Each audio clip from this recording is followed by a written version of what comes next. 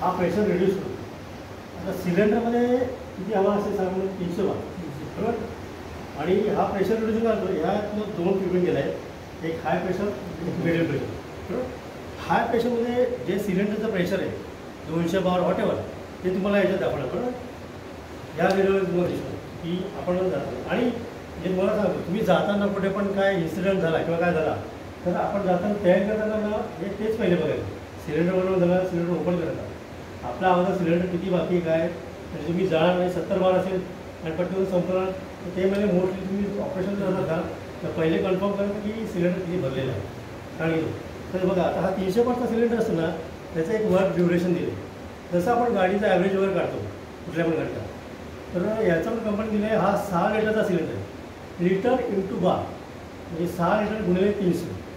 बाकी जे एका माणसाची ना म्हणजे कॅपॅसिटी दिली. जसा खरीसारखा माणूस आहे ना त्याची चेस्ट मोठी वगैरे तो मिनिटाला 40 मिली बार घेतो बरोबर. मग 6 गुणिले 300 भागिले 40 किती आले 50 मिनिट. 1800 भागिले 40 45 मिनिट.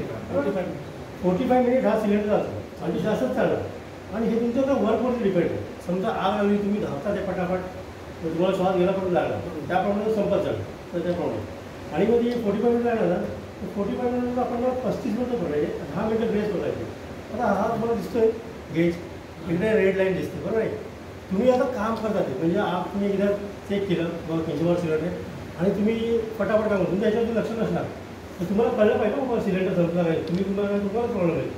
जसं ही लिडर या रेडिओवरती येईल ना तर विसील वाजायला सुरुवात होईल. ती विसील कंटिन्यू 10 मिनिटं कंटिन्यू वाजत आहे. तेव्हा आपण किंवा आपल्याबरोबर एक जोडीदार असतो किंवा फायरमॅन जाताना कधी पण एकटा जात नाही 2-2 जण जातात. तर तुमचा सिलेंडर संपायला आला ना तर तुम्ही एकतर आपल्या जागेवरती येऊन परत सिलेंडर चेंज होऊन जा नाही तर दुसरा रिलेवर पाठवा. म्हणजे जशी विसील वाजायला तेव्हा आपण आपल्याला 10 मिनिटं शिल्लक आहे आपण सेफ जागेत येऊन दुसऱ्या माणसाला पाठवू किंवा काय करतो बरोबर आहे. तर ह्या प्रकारे याचं जातं. आणि या प्रकारे ह्याच्यातनं 2 ट्यूबिंग दिले आहेत ना. हाय प्रेशरमध्ये पूर्ण सिलेंडर आपण मिडियम प्रेशर असेल ना ह्याच्यामध्ये 6 to 8 बारच येतात. म्हणजे हा जो नाही ह्याला म्हणतात LDB लंग डिमांड बार.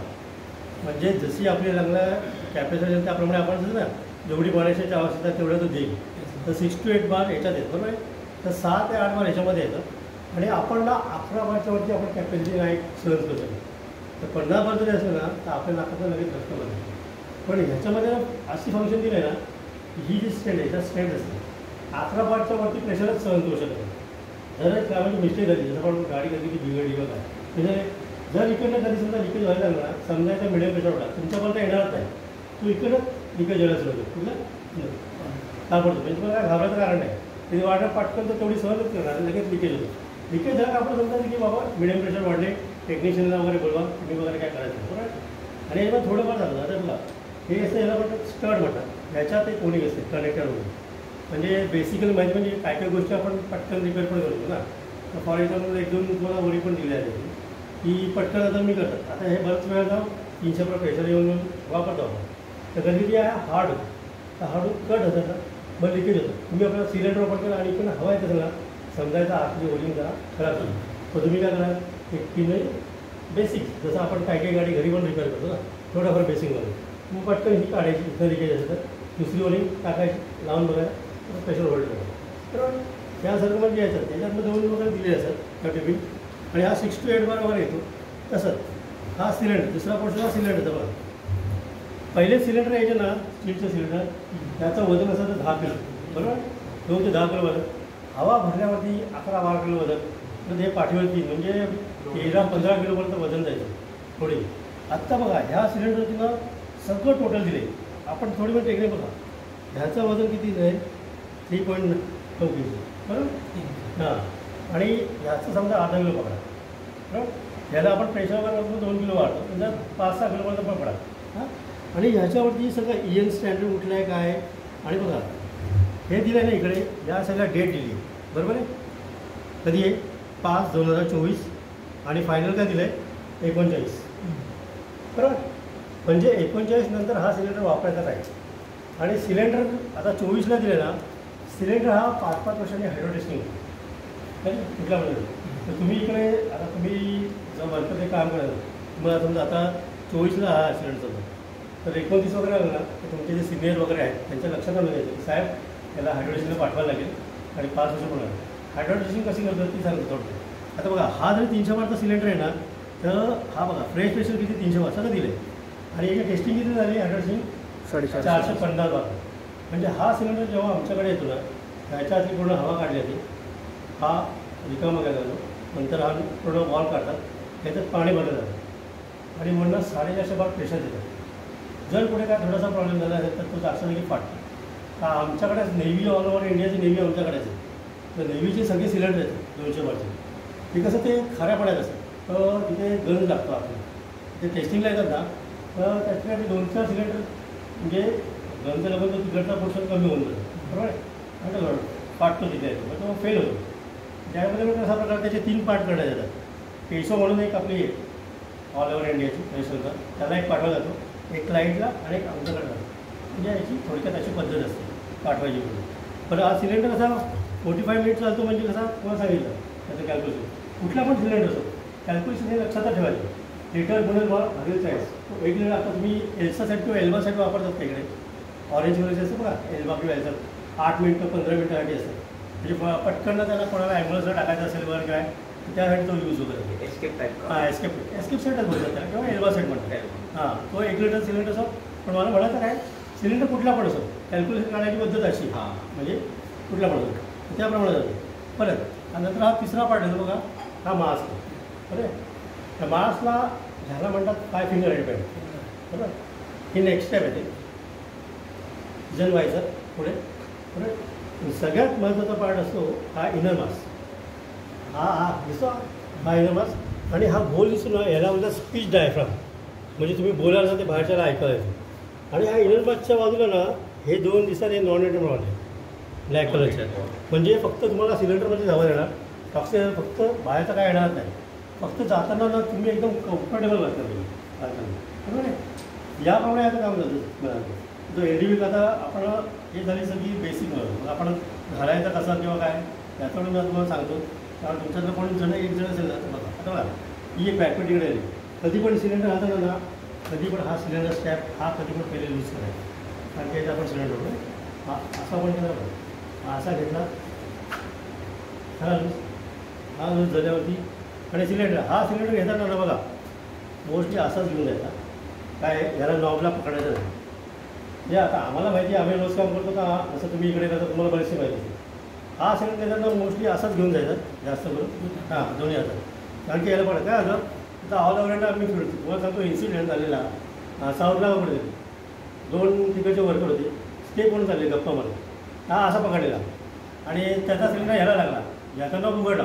तो उघडतो ना तेव्हा 300 वर पेशंट ना, एवढा जोरात आवाज येतो ना, तो घाबरला. त्यांनी सोडला सिलेंडर. तो पायरीवरती पडला, त्याचा नॉब तुटला वॉल. हा रॉकेटच झाला ना, हा सिलेंडर आहे. डायरेक्ट जो पण हवा येणार तोपर्यंत तो दिसतच नव्हता. म्हणजे जिथे जागा मिळते तिकडे. आणि परत दुसऱ्या इथे नेरूळ फायर नाही, एरोली फायर स्टेशनला तिथे पण असं यंग मुलं येतात प्रॅक्टिसमध्ये. त्यांना काय वाटतं 300 बार काय नाही, 2 जणं पकडून 2 जणं उडून. आता ते साहेब अशी केबिनच होती. साहेब तिथं ते चांगल्या ओळखीचे 6 महिने रिटायरमेंट होतो आणि बरेचसे ऑपरेशन पण केले आग विजवायच्यामध्ये. म्हणजे नवीन मुलाला त्यांनी काय केलं, हे स्टक झालं, खराब झालेला. त्याला काय हवा जास्त नसेल तुम्ही दोघं पकडा, आपण ॲडजस्टेबल लावू आणि 3 जणं इकडनं उडू, तुझ्या हवा निघून द्यायला आणि पकडून देवा. त्यांनी पकडाचा तुटला ना, तो कुठे हातात राहतोय. तो डायरेक्ट केबिनच्या काचा बिचा म्हणून साहेब होतो त्यांच्या पायात रॉड टाकायला लागायचं. 6 महिने म्हणजे काळजी घ्यायची अशी. आपण स्वतःहून काय म्हणजे किती पण स्मार्ट असलं ना कुठल्या पण गोष्टीत, पण आपण करायची हे नाही बाबा मी बऱ्याचशा वस्तू रिपेअर करायला मला काय प्रॉब्लेम नाही. पण ज्याची वस्तू त्याला जास्त करून माहिती असते रिपेअर करायची. म्हणून हे कसं हा लाईटवेट सिलेंडर आहे. स्टील सिलेंडर कसा खालच्या खाली करतो, लाईटवेटला कसा बदललं कसं पटापट येतं. त्यामुळे जास्त छेडछाड आपण करायचं नाही. लगेच फोन बिन करायचं किंवा काय, किंवा तुम्ही व्हिडिओ कॉल करून पण विचारू शकता. तसं माझा नंबर तुमच्याकडे आहे, साहेबांकडे किंवा मी दिले. काय पण इश्यू झाला फोन करा किंवा आम्हाला जमत नाही व्हिडिओ कॉल करा. व्हिडिओ कॉलवर तुम्ही सिलेंडर पण तुम्हाला सांगू शकतो काय बरोबर. तर हा आता सिलेंडर ही बॅकपड आहे, हे लूज करायचं बरोबर. लूज करायचं हा सिलेंडर याच्यात असा टाकायचा. मी हा बघा असा उभा करायचा, हा याला कनेक्ट करायचा बरोबर. हा कनेक्ट केल्यावरती हे थ्रेड पूर्ण हात फिरवायचं. आणि बघा ह्याच्यामध्ये ना हा 300 बारचा सिलेंडर येतो आणि 200 बारचा पण येतो. तर 200 बारमध्ये ना एवढे थ्रेड डीप जाणार नाही. म्हणजे तुमच्याकडे कसं समजा बायचा 200 बारचं जुने सिलेंडर असेल तुम्हाला आणि ह्याचं पूर्ण आत जात नाही, 2-3 साईड वरती विषय राहतात. तेव्हा समजा हा सिलेंडर 200 वॉल्ट असेल, त्याचा वॉल 200 वॉल्टचा असतो ना, तो डीपमध्ये जात नाही. 300 वॉल्टचा पूर्ण डीपमध्ये जातो, म्हणजे हा पूर्ण अटॅच जातो. हा अटॅच झाल्यानंतर हा लूपवरती येतात बघा. आणि हे सिलेंडर आहे ना, हा मधला पोर्शन असा जोरात ओढायचा, जेणेकरून सिलेंडर बघा त्याचा ओढतोय, हा ओढायचा. आणि खालचा एंड असतो ना, हा असा करून असं लॉक करतो बरं. आता याच्यात घालायच्या बघा 2 पद्धती आहेत. फायरमॅन असतात ना, काय म्हणतात ते डायरेक्ट बंद घालतात. तेवढं तर आपण काय त्यांच्या मोगडीला वगैरे असतात त्यांना सवय असते, तुम्ही वरणाला लागेल. आणि दुसरी आपण स्टॅक कशी घेतो त्याप्रमाणे असते. तर तुमच्यातलं कोणी तुम्हीच आहे बरं. म्हणजे तुम्ही प्रत्येक जण येऊन ते कराल ना, तर मी उभं आहे. जो पण तुमची भीती दाखवता ना, तो पण तुम्ही काय करू शकत नाही. आणि तुम्ही बिंदच करा विदाऊट. कारण की 2-3 इन्सिडेंट असेल ना, साऊथलाच रात्री 2:30 वाजता शॉर्ट सर्किटने आग लागली त्यांच्या. सिक्युरिटी वगैरे सगळ्या समोर आहे, हे पण समोर आहे, पण वापरायचे एकाला माहीत नाही. ते रिटायर झालेले सिक्युरिटी गार्डनं पुढे थोड्या वेळा राहत होते. 2 जणांनी त्यांनी 11 जणांना वाचवले खांद्यावर. म्हणजे ते धुराने बेशुद्ध पडलेली माणसं. आणि हे सामान सगळं समोर ना, पण एकाला माहीत नाही कशी वापरायची. ते रिटायर झाले ते माणसं आले, त्यांनी जवळजवळ 11 जणांना खांद्यावरती आणून त्यांचे प्राण वाचवले. ते पुढं धुरामुळे बेशुद्ध पडलेले. म्हणजे परिस्थिती कधी पण काय पण येऊ शकते. म्हणून कुठली पण गोष्ट माहिती असलेली चांगली असते. किंवा उद्या काय परिस्थिती म्हणजे कुठलं पण नॉलेज वाया जात नाही. आणि आपण स्वतःहून केलं तर बेटर असते की ते की आपण पुढे चुकलो काय चुकलं ते ताबडतोब आपल्याला कळलं. बरोबर. आता बघा हे कधी घालताना पहिले ना बेल्ट वरून येतो नाही, हा बेल्ट वरून नाही. हां बरोबर, चांगला प्रश्न विचारला. हा बेल्ट कधी वरनं घालायचा आहे. बऱ्याच जणांचं काय असतं माहिती का, समज असतो हा बेल्ट वरनं हा सिलेंडरला कवर होतो. हा वेज बेल्ट आहे, हा का उलटा गेला का कमरेला येणार. हा वरनं येणार ना, ज्याचा पोट मोठा त्याला टोकडा पडणार बरोबर आहे, त्याला ते लागणार नाही. हां कारण की बऱ्याच सिलेंडर असं करतात ते वरनं चुकीचं आहे ते. खरी हां वरनं करायचं नाही. हे खाल्लं हा ना तुम्हाला वाटतं सिलेंडरचा नाही आहे, कारण की हा आपण सरळ बघतो ना, पण तो येताना पाठीला असं उलटा येतो. तो वेज बेल्ट येतो ना, हा कमरेचा बेल्ट आहे आपला बरोबर आहे. तर आपण काय समजतो याला सिलेंडरला का होणार सिलेंडर नाही बघा. हे नॉक बाद झाला आणि हा स्लॅब बाद झाला, बाकी काय नाही. बाकी हा वरनं घालायचाच नाही. हा तुमचा कमरेचा आहे, म्हणजे एखादा पोट असेल ना त्याला लागणार नाही तो, कारण की याच्यामुळे ती जागा अडली नाही. याचा असा सपोर्ट नाही काहीच नाही, काय त्याची गरजच नाही. तो त्यासाठी बनवलाच नाही. हा वेज बेल्ट आहे बघा. इकडे 2 लॉक दिले दिसतात हे लॉक. हा इकडे यायला पाहिजे, हा इकडे यायला पाहिजे. हा याच्यावर समजा हा फक्त सिलेंडर याच्यावर लॉक. हां बस ह्याच्यावर. हां आणि हे एकदम टाईट करायचं बस वॉलवरती बस बरोबर आहे. आणि जायच्या अगोदर म्हणजे आपण कसं का हे सगळं व्यवस्थित यूज करून घ्यायचं. हे जरा यूज करून घ्यायचं. हां ही बघा हा वेज बेल्टचा हा एक पोर्शन तर आणि हे LDB होल्डिंग पण दिलं याला. समजा तुमचं काम नसेल त्याला हा LDB असा लावलं. थोडक्यात मी एक ओपन करून बघतो बघा. आता आली एकदा जनरल दाखवतो किती बार प्रेशर आहे. 300 बारपर्यंत प्रेशर आहे याच्यात. 300 बार बरं आहे. आता मी बंद केला म्हणजे आपण इथे मी टेस्टिंग करतो. समजा आता तुम्ही सिलेंडर सगळं काम झालं काढला तर आपण सिलेंडर व्यवस्थित बंद केला आहे की नाही ते कसं ओळखायचं ते बघा जरा असं असं म्हणतो ते विजिबलनं हात काढ इकडे. आता मी माझं काम झालं मी आलो. हा सिलेंडर असा नॉब उघडायचा आणि आपण बघा सिलेंडर कसा उघडायचा अँटीक्लॉकवाईज. अँटीक्लॉकवाईज लक्षात नाही आला पाण्याचा नळ कसा चालू करतो बस एवढं डोक्यात ठेवा. आणि असा फिरतो आणि असा बंद तसं थोडंसं पुश करायचं आणि असं फिरवायचं. आता मी नॉब बंद माझं काम झालं मी आलो नॉब बंद केला बघा. ह्या हातावरती ठेवायचा आपण विसील पण 2 गोष्टी चेक करणार की आपली विसील 50ला वाजते की नाही बरोबर. तर हा आणि हा लॉकचा आहे आणि हा अनलॉकचा बरं बघा. हे खाली झाले म्हणजे ट्रिब्यूनचं जसं सगळं प्रेशर निघतंय म्हणजे आपण नॉब बरोबर बंद केला. कधी काय होतं काय काय वरच्यावर फिरवतात तो निडल तिथेच असतो म्हणजे आपण बरोबर बंद केलं का नाही ते पण कळत नाही. 100 नाही तो 50ला येईल ना आता विसील वाजू ही कंटिन्यू वाजत आहे ना का त्याचा सिलेंडर मग 10 मिनटं कंटिन्यू वाजत आहे बरोबर. तो 100ला वगैरे 50ला जसा येईल ना तसाच आहे त्याप्रमाणे. आता बरोबर त्याला घालायची पद्धत तुम्ही आपण बॅग घ्यायचो त्याप्रमाणे घ्या. आता हे काय काय करतात ना स्टेप बाय स्टेप तसं मी व्हॉट्सअपला यांना तुम्हाला पाठवलं आहे. मी यांना पाठवलं म्हणजे कसं जातात ते सगळं आहे. नाही जर कळलं ना यूट्यूबला वर मी SCBS ट्रेनिंगवर गेलं ना तरी पण तुम्हाला येते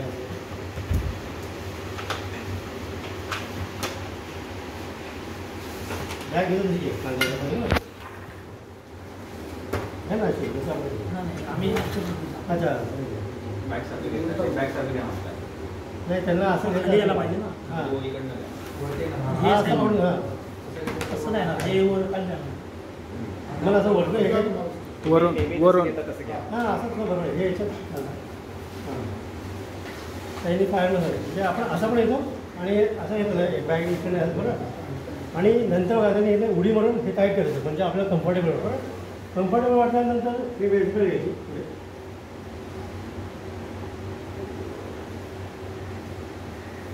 आता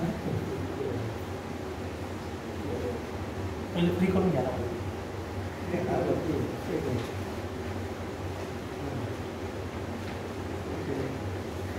पहिला फ्री करून तर हा लूज करायचा जरा थोड्या प्रमाणात हां मोठा आहे ना.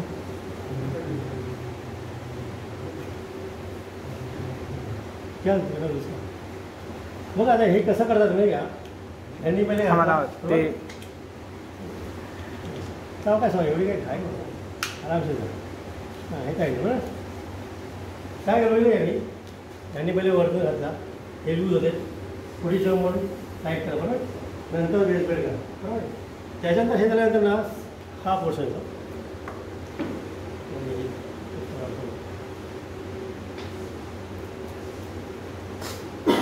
हे पण घालतो ना पहिले नेक्स्ट स्टेप घालायचा पहिली गोष्ट. यूज करून घ्या. आणि याच्या पण 5 फिंगर पण लूज करून घ्यायचे बघ हे लूजच आहे ऑलरेडी करून ठेवा त्यामुळे 5 फिंगर हा असा घालायचा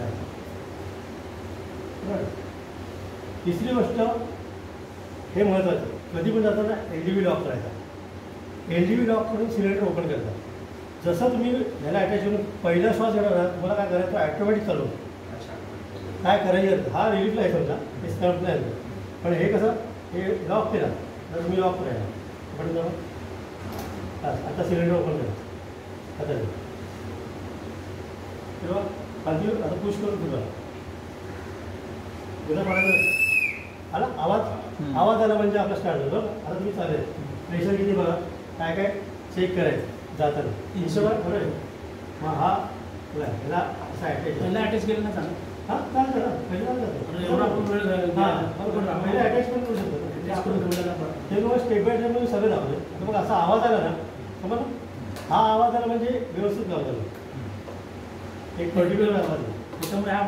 डायरेक्ट टच केलं आणि काढताना पण हे बरेच जण माहीत असतं काय कसे ओढतात हे ब्लॅक बटन आहे ना लॉकिंग. हां हे दाबायचं आणि काढायचं बरोबर आहे आता काढला आता तुम्ही फेसवॉश टाईट करा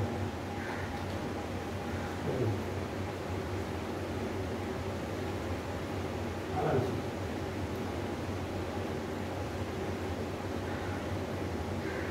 श्वास बघा मी घेता श्वास चालू ना काय आवाज आला ठक्कन जसा पहिला श्वास घेणार आपण काय केलं लॉक केलेलं दुसरं काय केलं होतं जसा पहिला श्वास घेणार त्या ॲटोमॅटिक आणि पुढे पण जाताना हे स्टॅपनं हा टाईट पाहिजे सो लूज नको तुम्ही लोडिंग पुढे काय करणार ना बघा आता यायला बरोबर झालं घेतलं आहे एकदम बरोबर आहे तुम्ही जाऊन यायचं बाहेर कम्फर्टेबल वाटतं ना एकदम अशा पद्धतीने बघा